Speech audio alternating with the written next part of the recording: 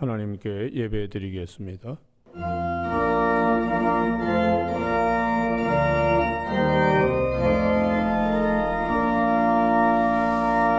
할렐루야. 여호와께 감사하라. 그는 선하시며 그 인자하심이 영원함이로다. 아멘.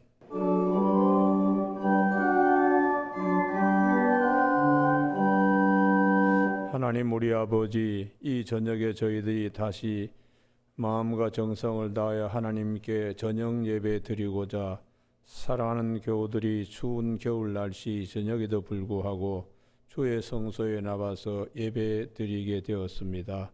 그 은혜에 감사하며 은혜의 공중문에 함께 믿음 안에 서고자 하오니 성령께서 함께하여 주시옵소서.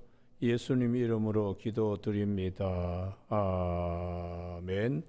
찬송가 432장 433장 부르시겠습니다.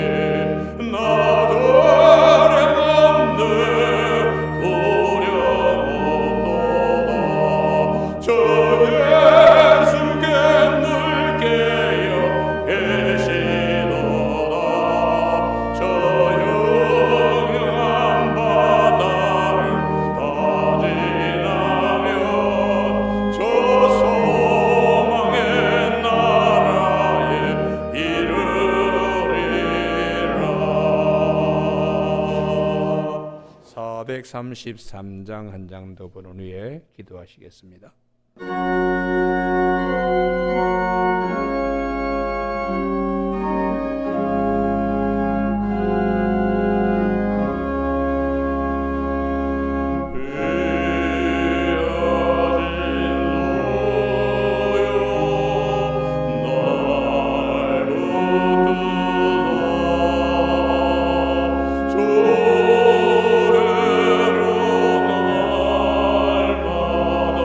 Oh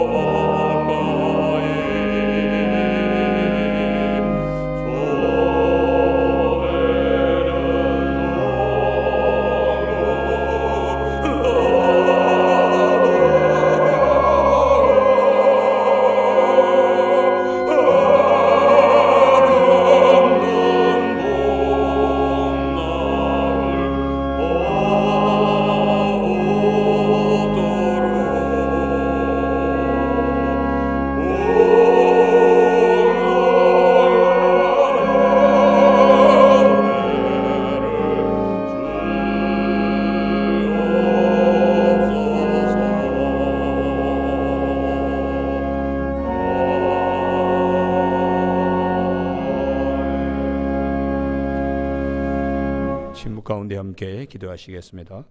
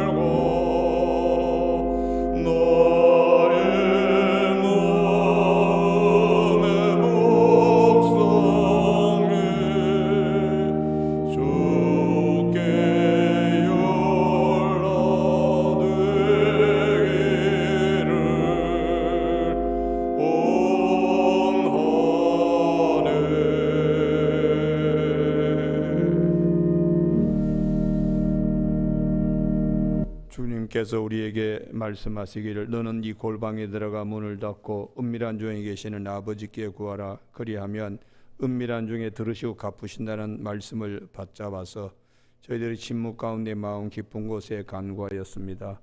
아버지여, 이 저녁에 사랑하는 모든 교우들의 기도와 간구 제목을 하나님께서 약속하신 대로 성도의 기도는 향용과 더불어 천사의 손에 받들려 하나님 보호자에 나간다는 말씀처럼 되게 하여 주시옵소서. 우리의 여러 가지 염려, 근심, 걱정에서 벗어나게 하여 주시고 수고하고 무거운 짐진 자들아 다 내게로 오라. 내가 너희를 쉬게 하리라는 말씀처럼 가정이나 혹은 직장이나 혹은 생활터전 그리고 자녀들의 여러 가지 문제들 다 주님께 의탁합니다. 내 길을 여호와께 맡기라. 그를 의지하면 그가 이루시고 하셨사오니 말씀대로 되게 하여 주시옵소서. 이 저녁에 모든 교우들 하나님이여 특별히 새봄을 맞이할 때에 주께서 약속하신 대로 우리의 기쁨 내 마음에 두신 기쁨은 저들의 곡식과 포도주가 더 풍성할 때보다 더할 것이라는 시편의 말씀처럼 꼭 되게 하여 주시옵소서. 군에 나가 있는 청년들, 해외 유학 중이며 출장 출타 중인 가정들, 또한 병상에 있는 우리 노성도님들, 공부하는 학생들 위에 은혜를 더하여 주시고 이 저녁에 주의 말씀 위에 기름 부음의 역사가 있게 성령이여 인도하여 주시기를 원하오며 예수님 이름으로 기도드립니다. 아멘.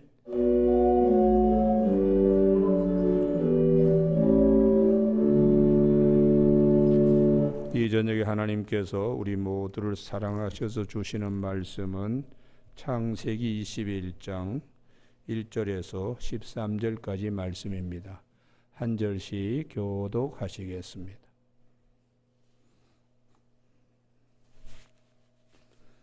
여호와께서 말씀하신 대로 사라를 돌보셨고 여호와께서 말씀하신 대로 사라에게 행하셨으므로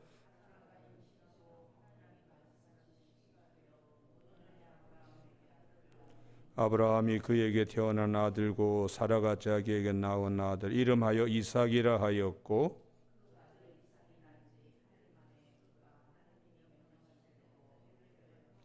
아브라함이 그의 아들 이삭이 그에게 태어날 때 100세라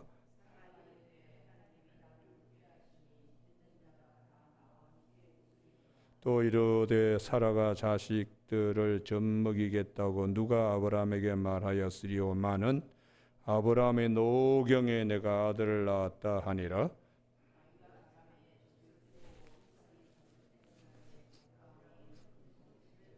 사라가 본즉 아브라함의 아들 애굽 여인 하갈의 아들 이삭을 놀리는지라.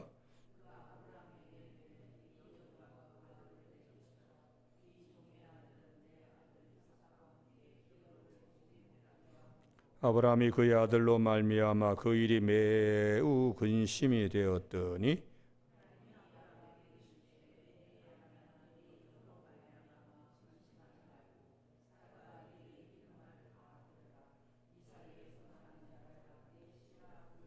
같이 읽습니다.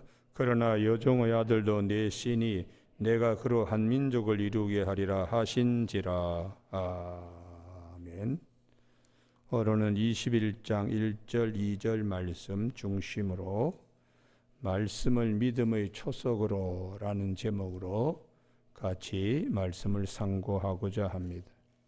오늘 본문은 아브라함 믿음의 여정에서 마지막 부분에 해당된다고 볼 수 있습니다. 비유컨대 이스라엘 백성들이 출애굽해서 광야를 거쳐서 요단강의 이름과 같은 부분입니다. 아브라함의 거의 믿음의 마지막 부분, 믿음의 결실 맺는 부분이 1절에서 2절 말씀, 여호와께서 말씀하신 대로 사라를 돌보셨고 여호와께서 말씀하신 대로 사라에게 행하셨으므로 사라가 임신하고 하나님의 말씀하신 시기가 되어 노년의 아브라함의 아들을 낳았다. 아브라함 믿음의 여정의 마지막 부분, 거의 완결된 부분에도 말씀, 하나님의 말씀을 아브라함 믿음의 시작도 창세기 12장 4절에서 말씀을 따라갔고 이에 아브라함이 말씀을 따라갔고 그러니까 믿음의 시작부터 믿음의 마침까지 말씀을 이게 성경이 우리에게 뭘 말씀하시는가? 우리 믿음의 기초, 초석은 말씀에 기초해야 된다. 그것을 우리에게 말씀해 주고 있습니다. 그래서 예수님께서 마태복음 7장 24절에 누구든지 이 말을 듣고 행하는 자는 그 집을 반석 위에 지은 지혜로운 사람 같다고요. 반석 위에 믿음의 집을 짓는 이 반석은 변하지 않는 것이죠. 변하지 않는 것은 말씀밖에 없습니다. 비가 내리고 창수가 나고 바람이 불어 그 집에 부딪힐 때 우리가 살고 있는 세계는 변화무쌍합니다. 피조 세계는 변화무쌍합니다. 그러나 변하지 않는 반석, 진리의 말씀에 기초하고 있을 때에 세상에 이리저리 바뀌더라도 그 말씀은 든든히 서가기 때문에 우리의 믿음도 거기에 기초하고 있으면 흔들리지 않습니다. 무너지지 아니하나니 이는 주추를 반석에 놓은 까닭이라고 주님께서 말씀해 주고 있습니다. 변화무쌍한 것에 기초하여 집을 지을 때에 어리석은 자요 결과적으로 다 잃어버리게 됩니다. 여러분 오늘 저녁 예배에 참석하는 우리 교우들 믿음의 기초는 처음과 끝 모두 다 말씀이다. 할렐루야. 왜냐 그러면 다른 것은 다 변합니다. 또한 어떤 분은 자기가 열심히 봉사하는 것을 믿음의 기초로 삼는데 몸이 아파서 봉사하지 못할 때는 어떻게 됩니까? 흔들립니다. 또 물질의 복을 받아서 믿음의 기초를 거기에 두면 물질이 그냥 밀물, 썰물 언제든지 이게 옮겨 다닐 수 있는 겁니다. 그게 옮겨갈 때에 믿음은 흔들리는 것이죠. 그러므로 성경은 우리에게 아브라함의 믿음의 완결 부분은 말씀이다. 말씀. 그래서 우리 믿음의 기초는 불변의 말씀에 기초해야 되기 때문에 이사야 40장 8절에 푸른 마르고 꽃은 시들지만 여호와의 말씀은 영원히 선다고, 주님께도 마태복음 24장 35절에 천지는 없어질지언 내 말은 없어지지 아니한다고 말씀하고 있습니다.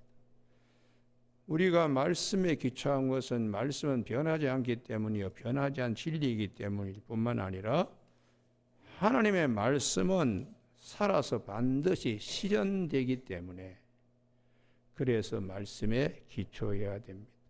오늘 1절 2절 말씀, 하나님이 말씀하신 대로 돌보시고 행하시고 임신해서 노년의 아브라함의 아들을 낳게 하시는, 말씀하신 대로 이렇게 돼요. 그래서 성경에 민수기 23장 19절에 하나님은 인생이 아니고 사람이 아니시니까 거짓말을 하지 아니하시고 인생이 아니시기 때문에 후회가 없으시도다. 어찌 그 말씀하신 바를 행하지 아니하시며 하신 말씀을 실행치 아니하시라. 반드시 하나님은 말씀대로 해 주시는 거예요. 그래서 이사야 51장 11절에 내 입에서 나가는 말도 이와 같이 헛되이 내게 되돌아오지 아니하고 나의 기뻐하는 뜻을 이루며 내가 보내니 형통함이라. 하나님이 말씀하시면 말씀하신 대로 꼭 이루어지는, 그래서 주님은 이사야 57장 19절에서 입술의 열매를 창조하는 자라고 우리에게 가르쳐 주고 있습니다. 그러면 이렇게 불변의 진리요 반드시 그 말씀은 이루어지는 이 말씀 앞에 우리가 가져야 될 마음의 자세는 어떤 자세여야 하는가? 부드러운 마음을 가져야 되는데 그것을 주님은 옥토밭이라고 말씀하세요. 호세아 10장 12절에 너희 묵은 밭을 기경하라. 우리의 굳은 마음을 이걸 부드러운 마음으로 만들라고요. 그리고 에스겔서 11장 19절에 하나님의 영이 우리 안에 있으면은 굳은 마음은 제하여지고 부드러운 마음이 된다고 두 번씩이나 에스겔서에서 강조하고 있습니다. 에스겔서 11장 19절에 내가 그들에게 한 마음을 주고 그 속에 새 영을 주며 그 몸에서 돌 같은 마음을 제거하고 살처럼 부드러운 마음을 주어 내 율례를 따르게 한다고요.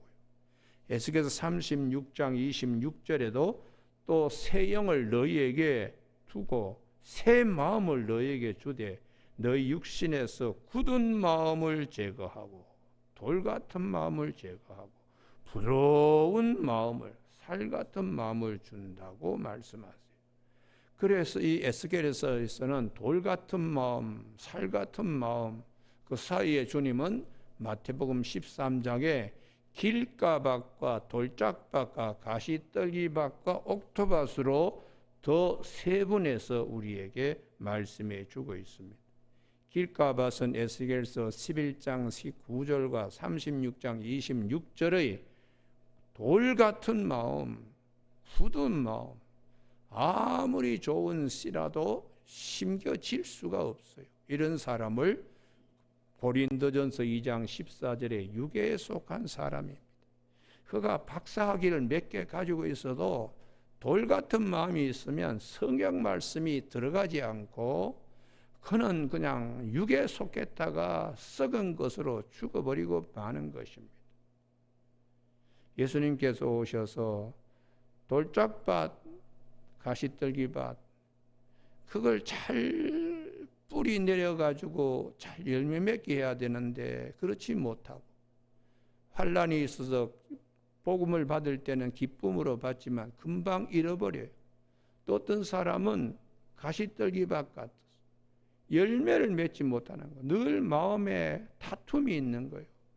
말씀 편에 섰다가 세상 편에 섰다가 세상 편에 섰다가 말씀 편에 섰다가 그러니까 열매 맺지를 못합니다.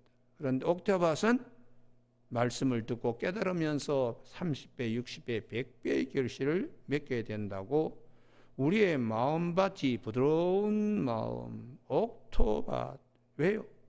변하지 않는 진리의 말씀을 우리가 받아서 30배, 60배, 100배의 결실을 맺을 수 있기 때문에 마음밭이 중요합니다. 우리는 여기까지 오는데 아브라함의 믿음의 여정에 창세기 17장과 18장에 아브라함도 옥토밭이 되지 못하고 가시떨기 밭이 되었다고 성경은 증거합니다. 하나님께서 오셔가지고 아브라함에게 할례 받으라, 이름도 아브라함이요 또 아내 이름도 사라다, 자식이 있을 것이다, 이렇게 했더니 아브라함이 하는 말이 내 나이가 몇 살이고 아내의 나이가 몇 살인데 하고는 입으로 터뜨리기를 이스마엘이나 살기를 원합니다. 자기의 생각과 하나님의 말씀, 이게 다투고 있는 겁니다.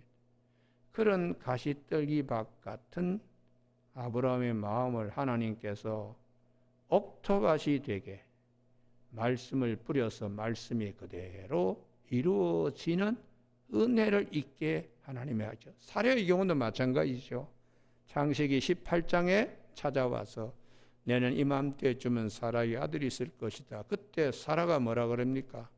나도 노쇠하였고 내 주인도 늙었거늘 어떻게 즐거움이 우리에게 있겠느냐 하고 하나님의 말씀을 아멘 하고 옥토밭으로 받지 못하고 자기의 생각, 자기의 판단으로 다투고 있어요. 가시떨기 밭입니다.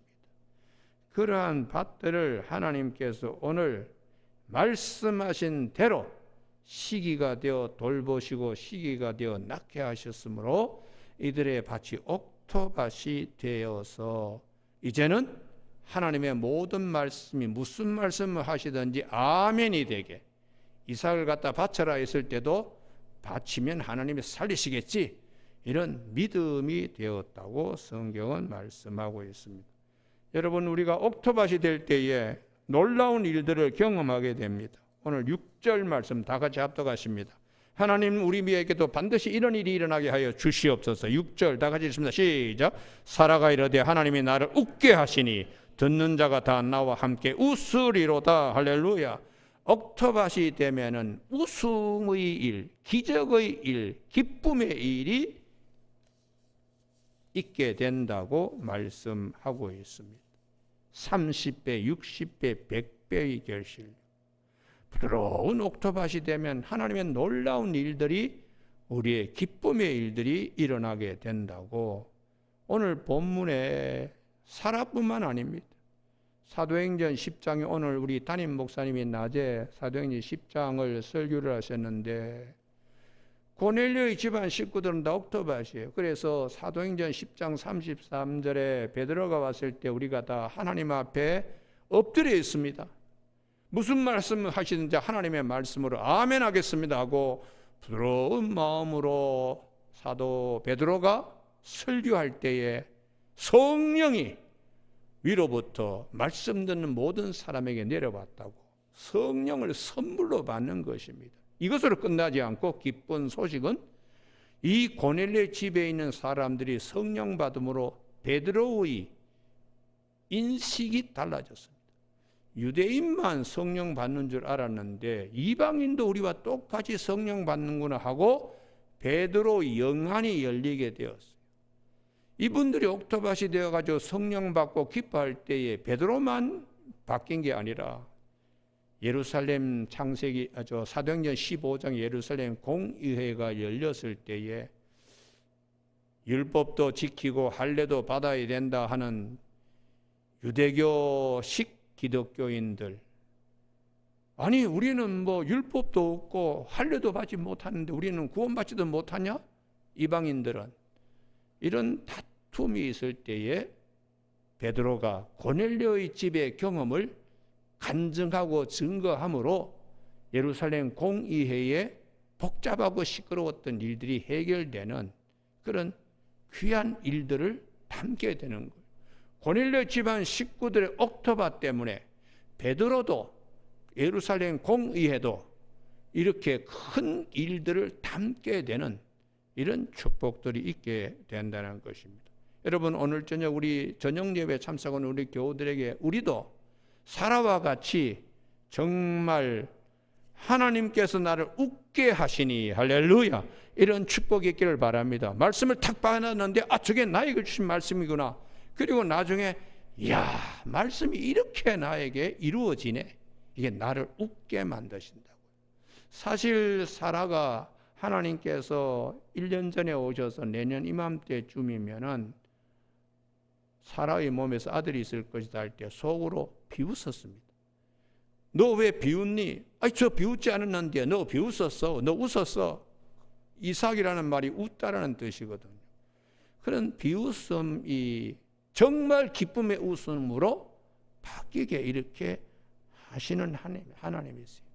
자식이 없어가지고 늘 그냥 하갈 앞에서는 기가 죽었던 사라가 이제는 하나님이 당당한 이삭을 주심으로 당당한 믿음의 의미가 될 수 있도록 지난날에 무거웠던 탄식과 절망이 오늘날 이 큰 기쁨으로 바뀌게 하시는 하나님. 그래서 시편 30편 11절에 슬픔이 변하여 춤이 되게 하시고, 여기서 아멘이 있어야 돼요. 내가 지금 우리 가정에 이런 문제가 있는데 하나님 저 말씀대로 되게 하여 주시옵소서. 할렐루야. 이게 시편 30편 11절에 슬픔이 변하여 춤이 되게 하시고 베옷을 벗겨서 기쁨으로 띠띠우게 하시는 하나님이세요.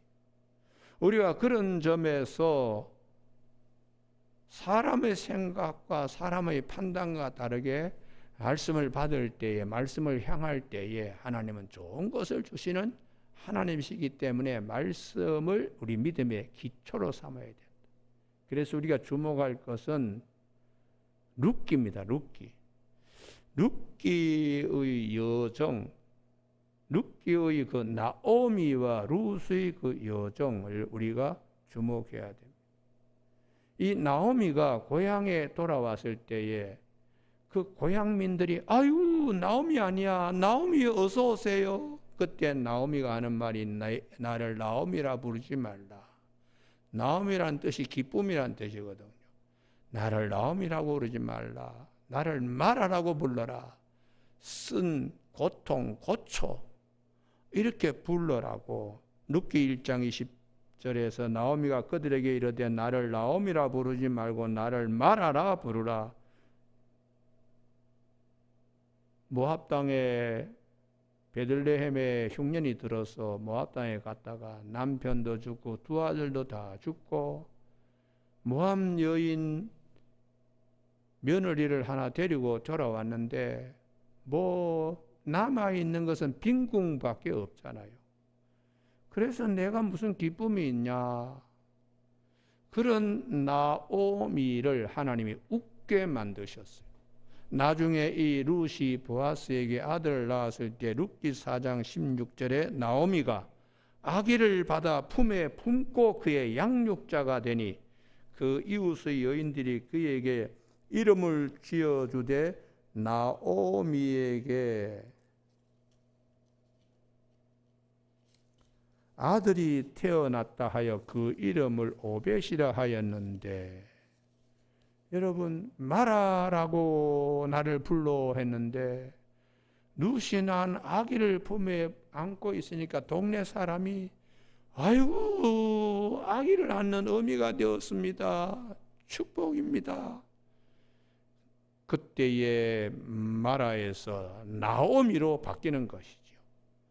여러분, 그래서 왜 이런 하나님의 말씀을 하시나? 이들이 베들레헴을 향하여 왔기 때문입니다. 베들레헴은 떡집입니다. 떡집. 생명의 떡으로 오신 예수님, 말씀이 육신이 되어 베들레헴에 오신 그 예수님을 향하여 오는 걸음은, 그리고 베들레헴 안에 있는 이 나오미와 룻, 하나님이 절대로 버리지 않으시고 말씀을 향하여 오는 가정, 말씀 안에 있는 가정, 하나님께서 기쁨을 주시는 거예요. 기쁨을요. 여러분, 사라가 이삭을 안았을 때나 나오미가 오벳을 품고 양육할 때 그 기쁨은 이루 말할 수 없습니다. 그래서 시편 107편 35절에 광야가 변하여 못이 되게 하시는 하나님이세요. 반드시 말씀을 이루시고 그 말씀으로 우리에게 슬픔이 변하여 기쁨이 되게 하시는 하나님이십니다. 여러분, 오늘 저녁에 이런 축복들이 모두에게 있습니다. 할렐루야. 그래서 하나님께서 이런 말씀을 하시는 이유는 없는 데서 있게 만드시고 죽은 데서 살아나게 하시고, 이게 슬픔이 변하여 춤이 되게 하시는 하나님은 우리로 하여금 부활의 영광에 참여하게 하시는 하나님의 은혜를 향하여 이 말씀들이 지금 가고 있는 것입니다. 오늘 저녁 우리 모두가 이런 말씀을 믿음의 기초로 삼을 때 하나님께서 우리에게 주실 내일의 큰 기쁨, 영광을 꼭 믿는 저와 여러분이 되시길 주님의 이름 축복합니다. 세 번째에 오늘 본문에 말씀을 받았을 때에 이것을 하나님이 주신 은혜잖아요, 이삭을. 그런데 문제는 8절에 이게 이제 큰 소동이 일어나는 겁니다. 아이가 자라매 젖을 때고 이삭이 젖을 때는 날에 아브라함이 큰 잔치를 베풀었더라. 사라가 본즉 아브라함의 아들 애굽의 여인 하갈의 아들 이삭을 놀리는지라. 큰 기쁨의 자리에서 회방하는 것이 있다. 여기에 분별력이 필요하다는 것이. 말씀을 받을 때에 기쁨도 있지만 해방할 수 있는 것들을 분별해야 된다. 그래서 사라가 10절에 여종과 그 아들을 내쫓으라. 그렇게 해야지 이삭이 기업을 얻을 수 있기 때문에 아브라함의 장막 안에도 하나님의 주신 큰 기쁨 안에도 회방이 있고 걱정이 있습니다. 그와 같이 하나님의 백성인 유대인들 그리고 기독교인들, 이스마엘이 이삭을 해방하듯이 유대인들이 해방이 있었어요. 율법과 할례를 꼭 지켜야 한다. 이렇게 해방할 때에 바울이 아니 무슨 소리 하는 거냐. 우리는 다 약속의 자녀야. 이 은혜, 하나님이 주신 이 은혜를 그런 말로 해방하고 희롱하면 안 돼. 그게 갈라디아 4장 28절에 형제들아 너희는 이삭과 같이 약속의 자녀라. 그러나 그때 육체를 따라 난 자가 성령을 따라 난 자를 박해한 것 같이 이제도 그러하도다. 이렇게 복음을 전할 때 유대인들이 가장 바울에게 힘들게 했습니다. 예수 그리스도의 복음을 전할 때에 유대인들이 와서 해방하고 돌질하고 난장판을 이렇게 했는데 그게 약속 있는 자녀들을 약속받지 못한 것 자들이 해방하는 것과 같다. 이걸 이제 사도 바울은 줄여가지고 우리 안에도 육체의 소욕이 성령을 쫓아 살아가는 우리 속사람의 하나님이 주시는 기쁨을 맛보지 못하게 해방하기 때문에 갈라디아 5장 16절에 성령을 쫓아 행하라. 육체의 소욕을 이루지 아니할 것이라고 그렇게 말씀하고 있습니다. 육체의 소욕은 성령을 거스리고 성령은 육체를 거스리나니 이 둘이 서로 대적함으로 너희가 원하는 것을 못하게 하려 함이라. 아브라함의 장막에 이스마엘과 이삭, 이러한 해방의 역사는 계속해서 복음 사역할 때도 있었고 또 그 복음을 듣는 나에게도 육체의 사람, 겉사람이죠. 하나님이 우리에게 성령으로 주신 새 사람, 속사람입니다. 이게 항상 서로 싸우고 다투고 그러면 열매를 맺지 못하고 기쁨을 맛볼 수가 없습니다. 그래서 사도 바울은 에베소 3장 16절에 속사람을 성령의 능력으로 강건하게 하라고 그렇게 가르쳐주고 있습니다. 우리가 하나님의 말씀을 받을 때 말씀은 반드시 이루어지고 그 말씀은 우리를 정말 기쁘게 하는 그런 살아있는 말씀이요, 역동력이 있는 말씀이요, 열매를 맺게 하는 말씀인데, 해방하는 것들을 우리 마음밭에 찾아올 수 있어요. 알고만 심기하는 것이 아니고 가라지도 들어올 수 있습니다. 그래서 이 가라지가 들어올 때에 정말 우리가 맛봐야 할 이 신령한 기쁨이 해방받는 때가 있어요. 자, 제가 이렇게 설교를 합니다.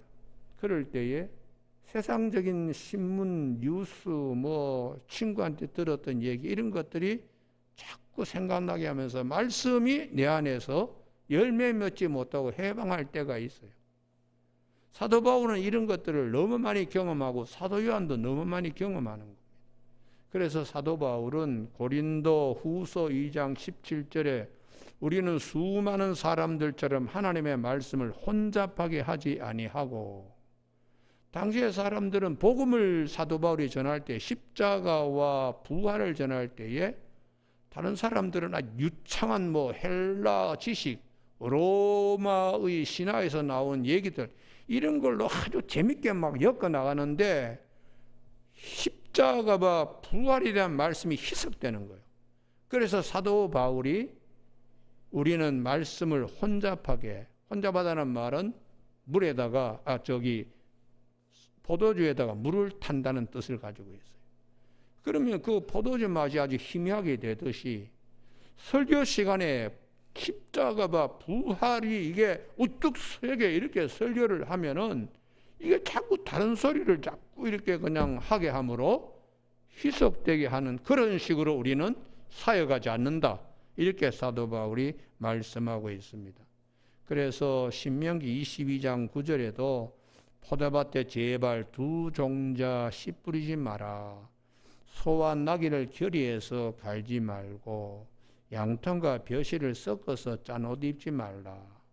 우리가 말씀은 말씀이지 거기에다가 세상적인 지식이 막 짬뽕이 돼가지고 이렇게 되면 안 됩니다. 말씀은 말씀이고 세상적인 것은 세상적이기 때문에 우리가 말씀을 세워가는 축복들이 있게 되길 바랍니다. 할렐루야. 제가 서울 강남노회 노회장 할 때에 이제 무슨 목사 안수식 이럴 때에 선배 목사를 불러놓고 이제 설교도 시켜요. 왜냐 은퇴하신 목사님들이 새로 이제 안수받는 목사님들한테 좋은 소리를 하라고. 그러면 성경 말씀으로 설교를 하고 권면을 해야 되는데 1시간 내내 자기가 읽은 책 얘기만 하다가 설교가 끝나요. 그래서 내가 뒤에서 저 양반이 정신이 있나 없나, 목사 안수식이 하나님의 말씀을 탁 이렇게 심어줘가지고 그 말씀을 붙들고 일생을 달려가야 되는 말씀을 줘야 되는데 자기가 읽은 세상적인 책자랑만 뒷다 하다가 내려가더라고요. 그래서 내가 아이고 참 저렇게 되면 안 되는데, 사도 바울의 걱정이 그것이에요.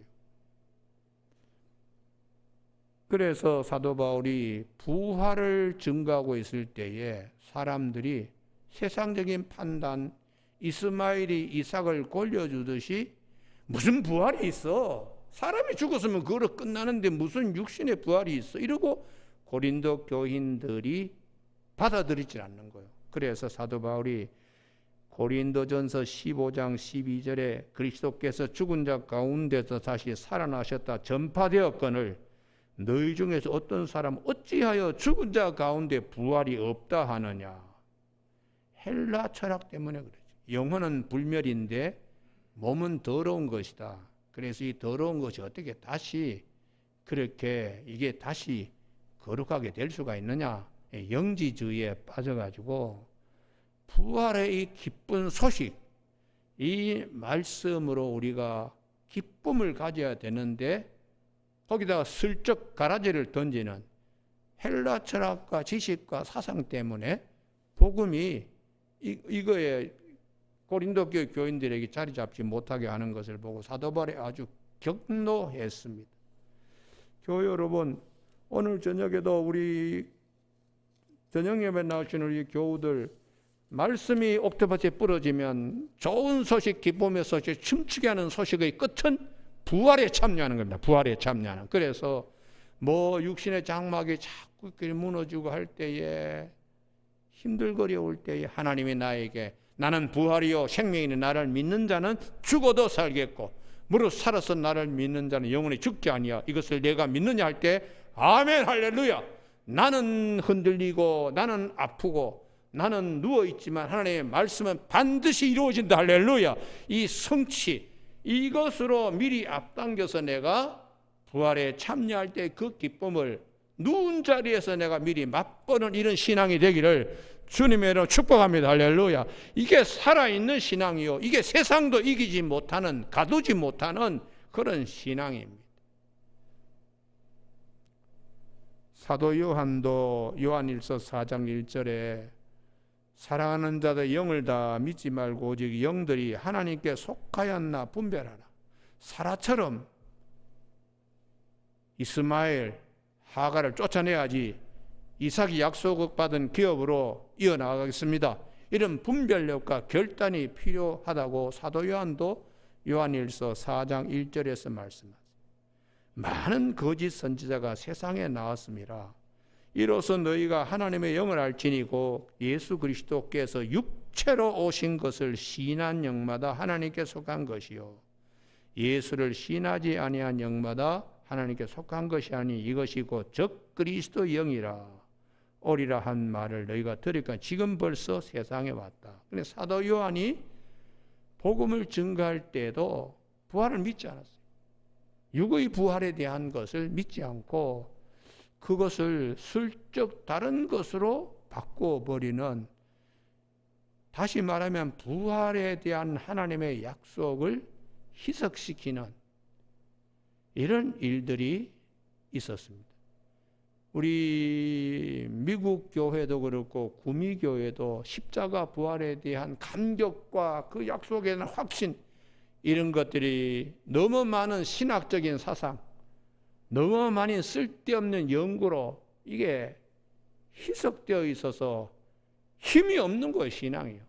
한국 교회도 강단에 설교하는 목사님들이 너무 많은 이런 책 저런 책 얘기는 많이 하는데 십자가와 부활에 대한 확실하게 교우들에게 부활에 대한 영광의 확신을 가지고 기쁨으로 우리가 신앙생활 하는데 얼마만큼 설교를 하고 있는가. 그게 사실은 저는 부활과 십자가를 설교하는 목사로서 한번 던지고 싶은 내용입니다. 오늘 우리 저녁 예배 참석하는 우리 교우들은 세상이 어떻게 바뀌고 내가 어떻게 변할지라도 하나님의 말씀 반드시 이루어진다. 그 말씀의 끝에는 반드시 기쁨이 있게 하시는 하나님이시다. 그래서 가장 큰 기쁨은 부활에 참여하는 거예요. 부활에 참여하는 거예요. 이걸 이제 우리 속에 있는 뭐 인본주의적인 사상이나 세상적인 인간의 판단이나 어떻게 죽은 사람이 다시 살아나냐 그러는데 그것은 우리들의 생각이에요. 하나님은 전능하신 분이시니까 그분의 말씀대로 이루어질 줄 믿고 주님이 부활의 첫 열매가 된 것처럼 우리가 그 부활에 참여하는 것으로 기쁨으로 날마다 우리가 살아가는, 이게 믿음의 큰 힘이요 원동력이 되어야 된다는 것을 성경은 말씀하고 있어요. 여러분, 오늘 저녁에 하나님께서 교통정리합니다. 아브라함은 결단력이 부족해요. 그래서 11절 다 같이 한번 읽으실까요? 시작. 아브라함이 그의 아들로 말미암아 그 일이 매우 근심이 되었더니, 아브라함은 결정을 못하고 있어. 인간적인 정 때문에. 그러나 육적인 것이 아니라 영적으로 분별함이 있어야 되는데 하나님이 교통정리해 주신다. 12절. 하나님이 아브라함에게 이르시되 내 아이나 내 여종으로 말미암아 근심하지 말고 사라가 내게서 이런 말을 다 들으라. 이삭에게서 난 자라야 내 씨라 부를 것이니라 하고 하나님께서 교통정리해 주시듯이 성령님이 우리에게 말씀을 기억나게 하시고 생각나게 하시면서 교통정리해 주십니다.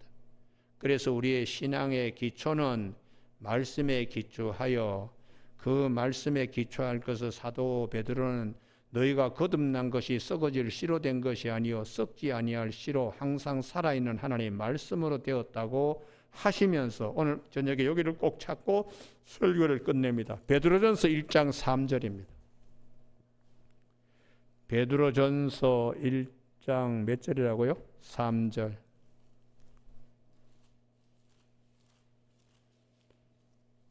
376면 베드로전서 1장 3절 찾기 전에 그 뒤에 1장 23절 다 같이 합독하십니다. 한 성령으로 한 호흡으로 같이 합독하십니다. 시작. 너희가 거듭난 것은 썩어질 씨로 된 것이 아니요 썩지 아니할 씨로 된 것이니 살아있고 항상 있는 하나님의 말씀으로 되었다. 하나님의 백성은 하나님의 말씀 언약의 자녀라는 거예요. 이런 자녀들에게 어떤 축복을 주는가? 1장 3절입니다. 우리 주 예수 그리스도의 아버지 하나님을 찬송하리로다. 그의 많으신 긍휼대로 예수 그리스도를 죽은 자 가운데서 부활하게 하심으로 말미암아 우리를 거듭나게 하사 산 소망이 있게 하시며 할렐루야. 이 부분이에요. 우리가 거듭날 때에 말씀 듣고 거듭나는 거죠. 그때에 어떤 역사가 있나? 주님이 부활하신 것과 똑같이 우리에게도 산 소망이 있게 하신다. 거듭날 때 성령이 함께 하시죠. 그 성령님은 부활의 보증이라는 것이에요. 사도 바울은 고린도 후서 5장 5절에서 성령은 부활의 보증이다. 사도 베드로는 베드로전서 1장 3절에서 산 소망이 있게 하신다. 산 소망은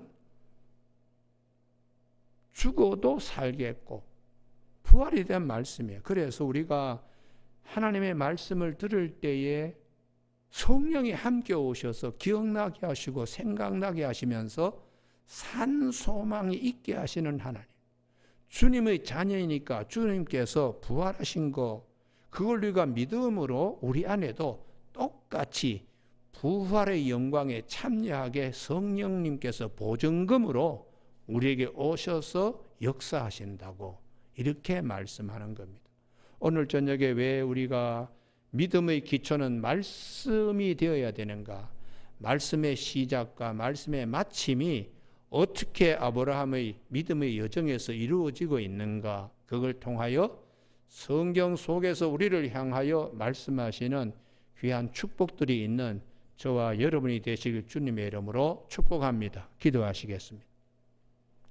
하나님 아버지, 오늘 저녁에도 저희들에게 믿음의 기초, 아브라함의 믿음의 여정을 통하여 말씀으로 시작하여 말씀으로 귀한 열매를 맺게 하시는 하나님, 오늘도 우리 속에 이러한 축복들이 있게 하여 주셔서 슬픔이 변하여 기쁨이 되게 하시고 춤이 되게 하시는 하나님의 은혜를 감사히 여기는 우리 모두가 되게 하여 주시길 원하옵고 예수님 이름으로 기도드립니다. 아멘. 찬송가 430장 찬송 부르십니다.